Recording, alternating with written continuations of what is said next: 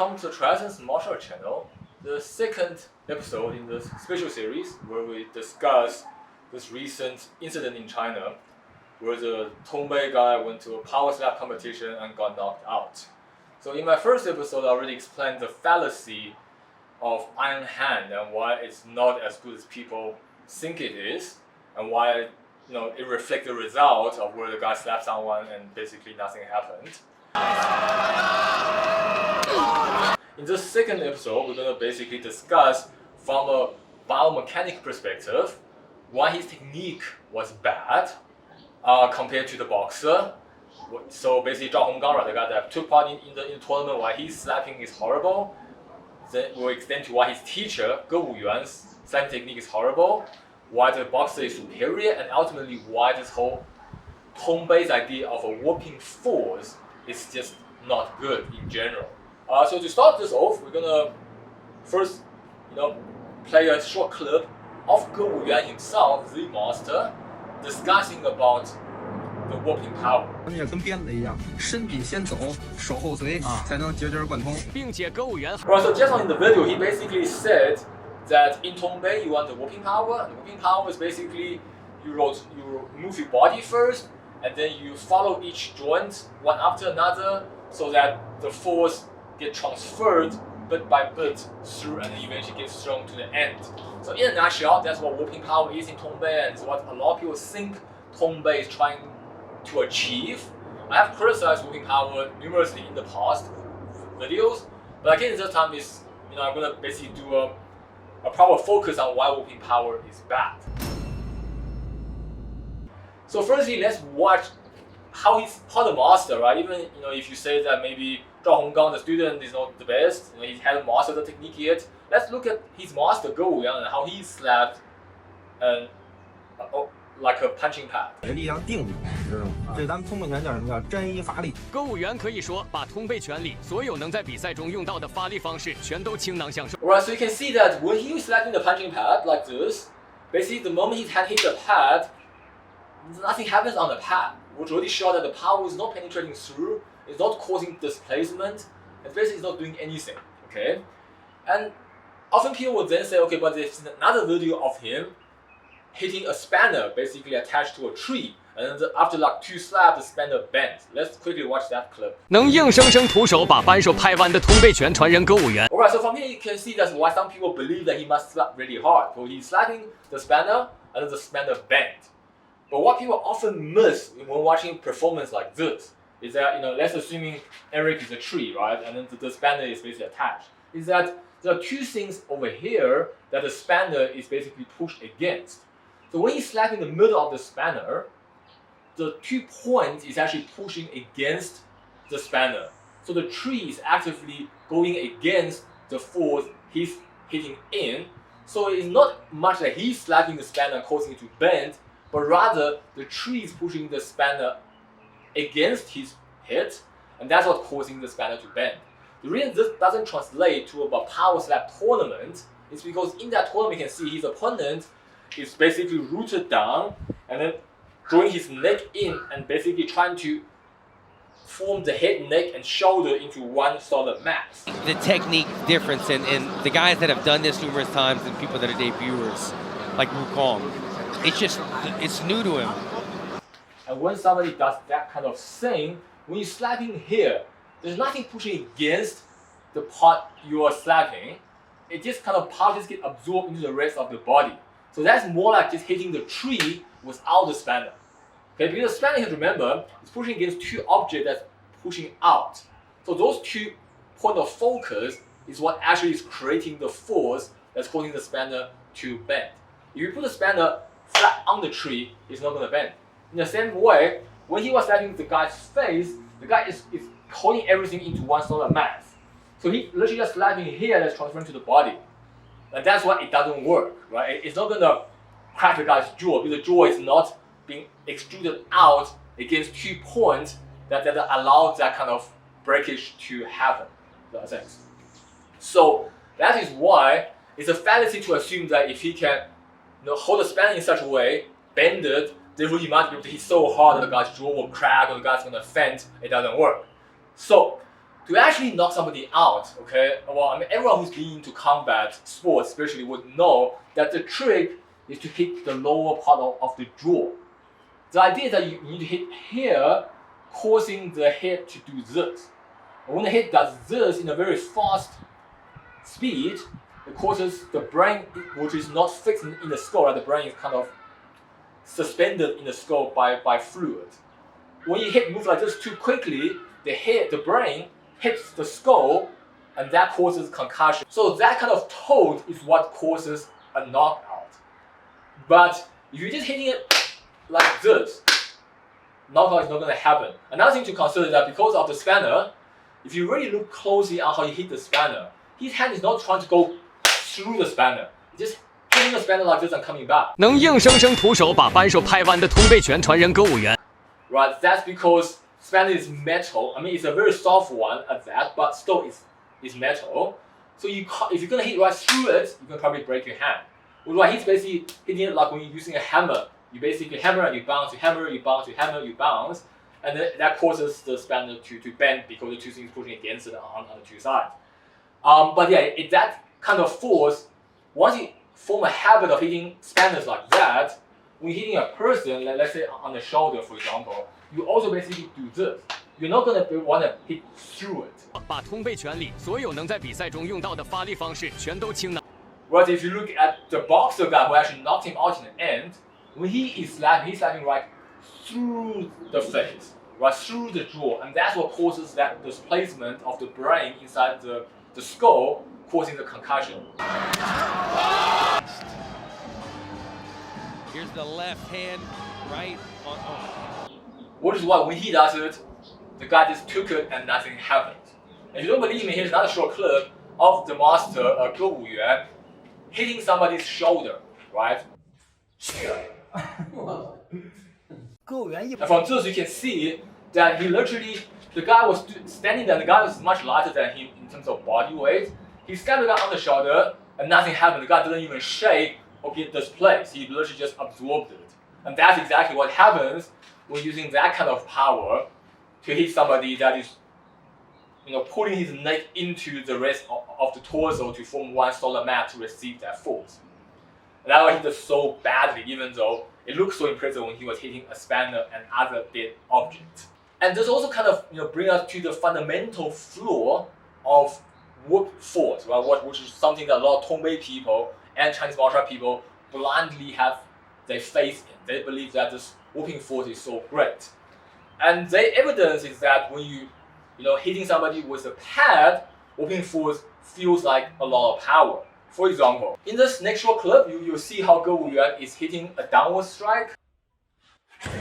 Okay, and in the clip, the guy is actually holding it with both hands like this, so it looks like he's using all his might, his body, to try to resist the slap. And the slap looks very impressive. But the reason that it works like that is because, okay, so he's basically using his whole body and he's swinging it, and he's bringing it up, and he's like throwing it forward, like this, the so-called whooping power. As he mentioned in the beginning of the short clip, move the body, and then every joint after that like a wave, and then you slap it to the end. And then if you're slapping a pad like this, it does create a lot of effect. And then people assume that if you get hit hard like this, you can hit hard with anything. But that is not true for a few reasons. Right? So firstly, when you're hitting somebody like this, you are hitting the end of his arm at his hand. In other words, this thing is not a solid structure. It's extruded from his body, which is basically his center of mass. So even if I just apply a little bit of force, it's harder for you to resist. Whereas if I hit him directly on the shoulder or on the head, where the neck is connected to the body, you have to overcome a lot more resistance than hitting something like this. So this is not an actual assessment of how much power he can do when he's hitting the head. In fact, this is the best scenario for someone that's trying to hit downwards. Secondly, for the obvious thing, when hitting downwards, you have gravity, right, which is accelerating your arm by 9.8 meters per second. Whereas if hitting horizontally, that gravity is not speeding you up. So that's also why the downwards one will look a lot more impressive than hitting horizontally. And thirdly, when you're hitting downwards like this, especially when the guy's working at the bottom, you have all these part where you can't accelerate. Right? So gravity is accelerating, but you also have those things to basically throw it all the way down. But when hitting it across, although he also goes from here, there's actually less thing that he can throw out. He doesn't have as long a pause for him to wind up his power and build up the momentum. That's why this downwards one, as I said, is the best scenario if you want to demonstrate a warping power. And you can't generalize the results from this into hitting somebody horizontally or in any other way. So this is only impressive when hitting like this. Then somebody might argue, okay, but what about the one where he's holding it, someone else holding it like this? Again, when you're holding it extended from the body, this is the weakest way of structural support. Eric is at the most vulnerable when he's extending his arm completely. Right? It's very different if he's holding it like here or like this.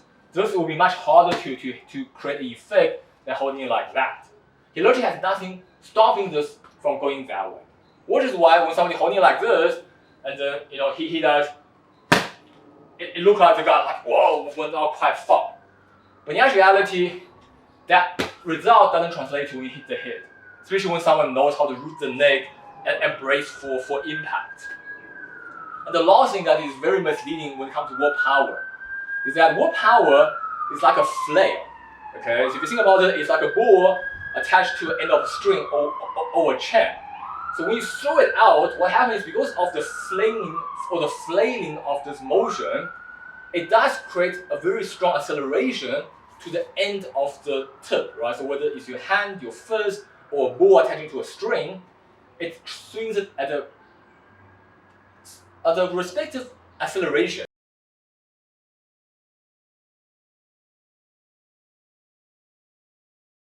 Okay, and obviously we know that force is mass times acceleration, so that's where people think is very impressive.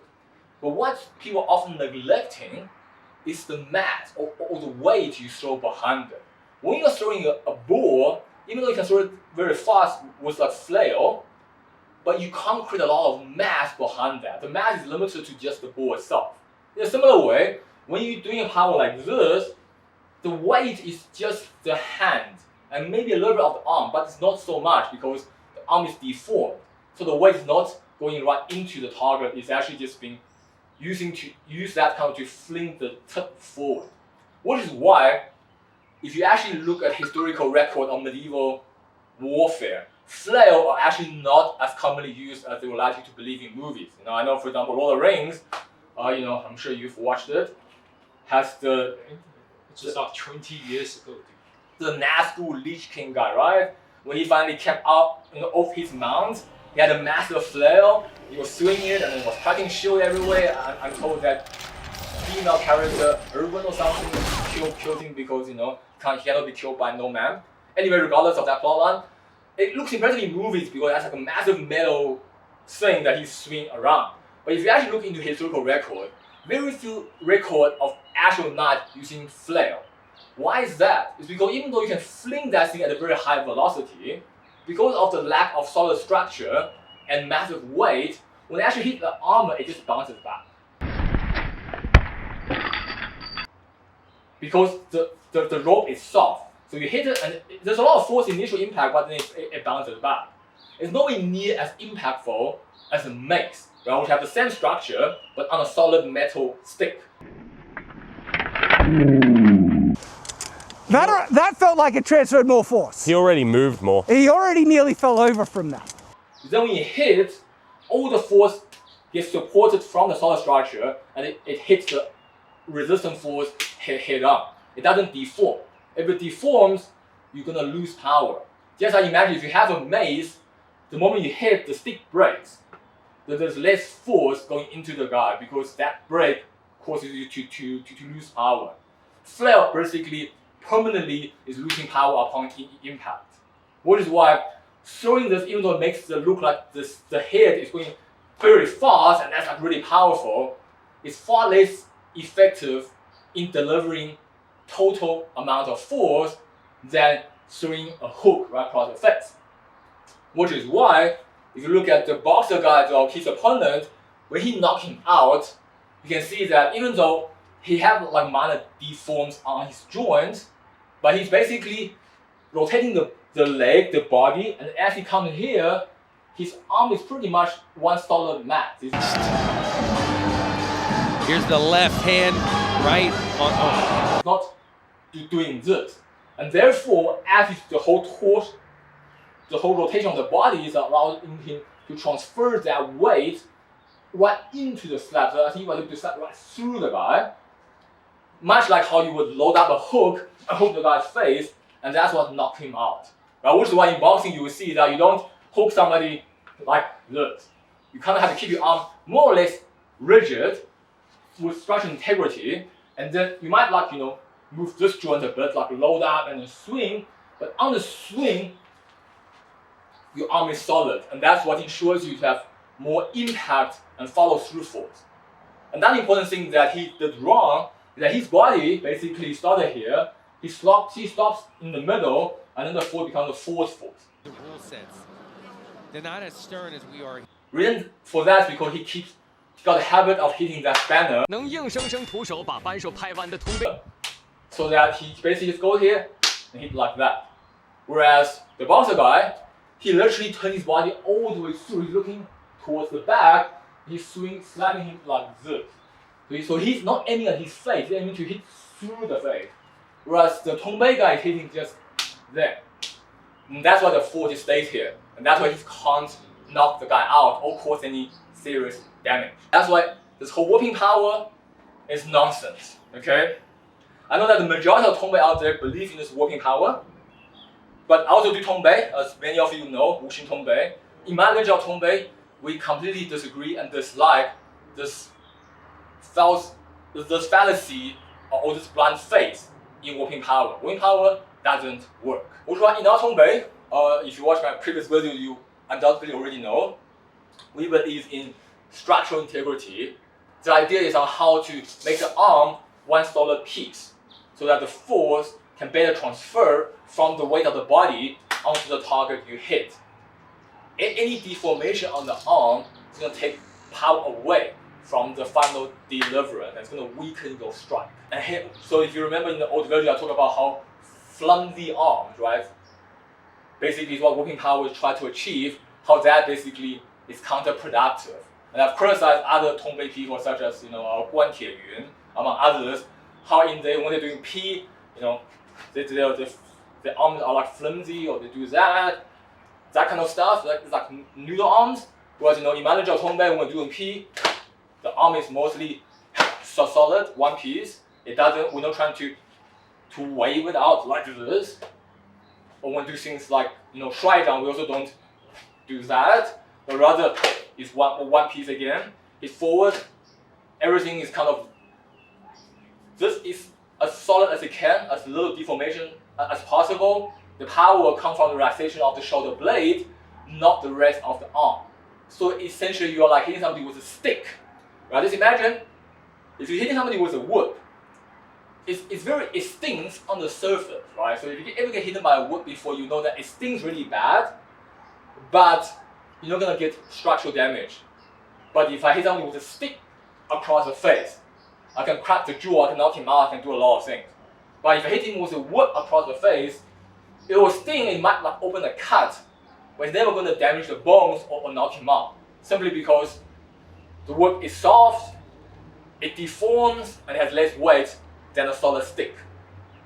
So basically you can think of it as Zhao Honggang hitting somebody across the face with a wood, the boxer is hitting somebody across with a stick or a hammer. And that's why it just does so much better. And this is why I really hope that learning from this, that Tongbei people in the future can stop having their blind faith in whooping power and try to find something more effective. Your whooping power simply doesn't work. It's only great for showing off on noobs, right? If somebody has never done combat before, they come to me, I'm like, check out my whooping power, bam! And they're like, oh, it's really sore, and then they get impressed. But for anyone that, has done combat, knows, how much impact it can take, they're not gonna be impressed by whooping power, especially when you're fighting, your adrenaline runs high, you're not gonna feel any type of sting. They're not gonna deter your opponent from trying to kick your ass. What deters them is sudden shock. Right? I've talked about this in the past too. in my lineage, when you do, for example, P on the arm, the idea is not to sting this. It's to basically hit here so that his entire body get pulled forward and you get a shock to the brain. The shock comes from a sudden weight that drops down. It's heavy. It's not being stingy. Because stingy, when you're in the middle of a combat with adrenaline, it's just not impressive. Obviously, for P and that outside, you can refer to my previous video. I'm not going to demonstrate here. Point of this video is just to explain why whooping power is so bad, which resulted in him doing so bad in this tournament. It's also resulting why Tongbei people can't actually fight, especially against modern combat people, because they will go up to someone to start flinging their arms, which can scare off a noob, right? If someone never done combat before and do just it's impressive, and then they're like, oh damn, this is scary, and they will start fighting. But if you fight someone that knows how to fight, a boxer, MMA, Muay Thai, they're not gonna be impressed. They're gonna be like, what is this nonsense? They're gonna come in and they're gonna take that sting on their face and they're gonna try to knock you out. And that's probably what's gonna happen if any of those Ge Wuyuan, Zhang Honggang, any of those people ever get in the ring and fight with real people. That's what's gonna happen. So the bottom line is, whooping power sucks. Don't believe it. And any Tongbei that preaches whooping power, run away from them as far as you can, because you're just wasting your time. I'm going to make another additional Patreon-only video where I will be explaining how in Tongbei we want to slap people and why we even do circular hand, because circular hand obviously is what people often think about when it comes to slap. So I'm going to keep that for the Patreon-only video because, I haven't been making videos for a long time due to school and personal issues. I've explained in my first video already. So I do feel like, I owe my Patreon supporters something, so this time I'm gonna make this content exclusive to them. However, I'm not gonna try to market my Patreon channel anymore because I unfortunately do not have the resource or the time to make Patreon videos on a regular basis. So unfortunately, don't subscribe on Patreon anymore if you're expecting new content, regular updates. That's not gonna happen. But if you wanna go, you wanna be a supporter to watch previous video, I do have quite a lot of videos saved up on my Patreon channel already that you can get access to if you haven't done so before. And furthermore, if you have been my Patreon supporter in the past year and have stopped, which I totally understand because I haven't been updating new content. If you want to watch this new video about circular hand and how in Tongbei you're actually supposed to slap, just give me a message and I'll send you the link to the video. I'm not expecting anyone to subscribe to my Patreon channel to watch this new video. So if you have been my Patreon supporter in the past year, and you stopped and you want to watch this video, just message me and I'll send you the video free of charge. And with that, we'll conclude today's video. Thanks for watching my channel and hopefully see you soon, although I doubt it because the relocation and study is really taking a lot of my time. But in any case, hope you guys are all doing well and thanks for watching TriEssence, martial art channel, and I'll see you next time.